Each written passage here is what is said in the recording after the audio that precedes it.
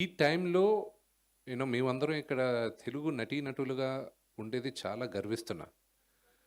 ఒకసారి 'రాఘవేంద్రరావు' గారు, మా నాన్నగారు మాట్లాడేటప్పుడు వాళ్ళేదో సందర్భంగా వచ్చి మమ్మల్ని అందరిని భయంకరంగా తిట్టాడు. నేను నేను రెగ్యులర్‌గా దొరుకుతుంటా గదా! 'రాఘవేంద్ర అంకుల్ మీదంతా ఒక జనరేషన్ రా! మీది అసలు మాది గోల్డెన్ ఎరా అసలు రామారావు గారు, నాగేశ్వరరావు గారు, కృష్ణ గారు అందరూ అసలు ఏమి చిరంజీవి గారు, బాలకృష్ణ గారు, నాన్నగారు మీరు మేమందరం ఉండేటప్పుడు సినిమాలు ఎంత ఫాస్ట్‌గా తీసేవాళ్ళం, ఎంత ఫ్యామిలీగా ఉండేవాళ్ళం. మేమందరం అదే మీదంతా అసలు మీ జనరేషన్ ఎవరు కలిసి ఉండరు. అసలు ఏంటి మీరు డామ్ డూమ్ అని క్లాసులు పీకారు. నేను ఆ తరంలో పుట్టినవాడిని నేను. అంటే చిన్నప్పటి నుంచి ఆ తరంనంతా చూసుకొని ఇప్పుడు ఈ తరంలో నేను నటుడుగా నేనిక్కడున్నా. నో డౌట్ వాళ్ళందరూ లెజెండ్స్. అప్పుడు ఇంత మీడియా గూడా లేదు, సోషల్ మీడియా. ఇక్కడున్న వాళ్ళ గురించి అక్కడికి తెలియడానికి. ఎస్‌వి రంగారావు గారు, మహానటుడు. రేలంగి గారు, వాట్ ఎ గ్రేట్ యాక్టర్. 1932లో first Telugu silent film 'Raja Harishchandra' release అయింది. హెచ్ఎం రెడ్డి గారిది. అప్పటి నుంచి ఇప్పుడు దాకా ఎంతమంది నటీనటులు గుర్తున్నారు, ఎంతమంది దర్శకులు గుర్తున్నారు, ఎంతమంది ప్రొడ్యూసర్స్ గుర్తున్నారు.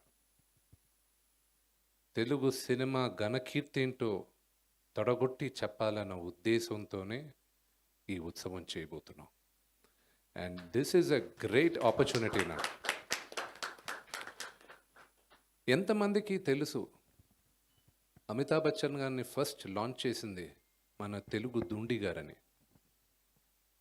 ఎంతమందికి తెలుసు అనిల్ కపూర్ గారి మొదటి చిత్రం బాపు రమణ గారు డైరెక్ట్ చేశారని తెలుగు సినిమా? ఎంతమందికి తెలుసు స్మితా పటేల్ గారు, గిరీష్ కర్నాడ్ గారు వీళ్ళందరూ తెలుగు సినిమాలో యాక్ట్ చేశారని? తెలుగు సినిమా ఘనకీర్తి ఎప్పుడూ ప్రతి రాష్ట్రాల్లోనూ వెళ్ళి వాళ్ళందరూ ప్రూవ్ చేసుకొని వచ్చారు. అప్పట్లోనే డ్యూయల్ లాంగ్వేజెస్లో యాక్ట్ చేశారు. ఇప్పుడు నేను చేస్తున్న సినిమా కన్నప్ప మొదటిసారి తెలుగులో చేసింది శ్రీ కాళహస్తి ఈశ్వర మహత్యం అనే భారతదేశంలో ఉన్న one of the greatest legend Kannada Kanteerava Rajkumar గారు. ఆయన ఫస్ట్ కన్నడ అరంగేట్రమే బేదర కన్నప్ప, ప్యారలల్గా డ్యూయల్ లాంగ్వేజ్లో తెలుగులో చేశారు. అది శ్రీకాళహస్తి ఈశ్వర మహత్యం. ఆయనే నటించారు, ఆయనే వాయిస్ ఇచ్చారు. తెలుగు సినిమా చరిత్ర చాలా గొప్పది. అది చెప్పుకుంటూ వెళ్తే చాలా టైం పడుతుంది. ఇప్పుడు what a wonderful time.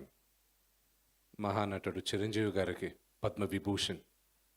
What is the first Telugu actor to get Padma Vibhushan. అది మనం అందరం గర్వించదగ్గాలి. ఆన్ ద లైటర్ నోట్, ఇప్పుడు మీరు ఇక్కడే కాదు బాంబేలో కూడా ఏదైనా ఈవినింగ్ ఏదైనా మ్యూజిక్ పార్టీస్కి లేకపోతే పబ్స్కి వెళ్తే దాని లాస్ట్ సాంగ్ ప్లే చేసేది బాలకృష్ణ గారిది అని జై బాలయ్యతో ఎండ్ అవుద్ది. అని ఎంత పెనెట్రేట్ అయింది మన తెలుగు సినిమా అనేది. And my brother Allu Arjun, first hero to get the national award in Telugu. And కేరళలో ఇట్స్ అచీవ్మెంట్. కేరళలో ఈజ్ ఈక్వల్, కేరళలో కానీ and the first Telugu star to be treated as an equal star, వాళ్ళతో సమానంగా బన్నీని. And Prabhas, my darling brother, today he's probably the highest paid Indian actor. ఒక తెలుగువాడు అక్కడికి వెళ్ళి ఆయన సినిమా రిలీజ్ అవుతుంటే ఏ భాషల్లో అయినా ఆలోచిస్తారు, పెద్ద సినిమా వస్తుంది అని. అండ్ ద హ్యూమిలిటీ, ప్రభాస్కున్న humility, that's hats off. That is Telugu. ఎప్పుడు మనం టామ్ కొట్టుకోలేదు. ఎప్పుడు పెద్దలైనా పెద్ద చిన్న అని చూసుకుంటూ మహేష్ గారిదిను, మా మిత్రుడు Mahesh, my brother Mahesh and Rajamouli గారి cinema is supposed to be the highest budgeted Indian cinema ever. It is regarded as one of the biggest cinemas in Asia. Rajamouli garu, he went and planted the Telugu cinema across the world. Keeravani garu, the first Keeravani garu and the first Oscar award for Telugu. Telugu cinema, not Indian cinema. Telugu, Indian cinema ki, Telugu cinema ki.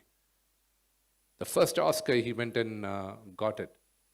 And there are so many great achievements which we've been having it now. And what a golden era. It's a phenomenal golden era. And to celebrate this is the best time, I thought.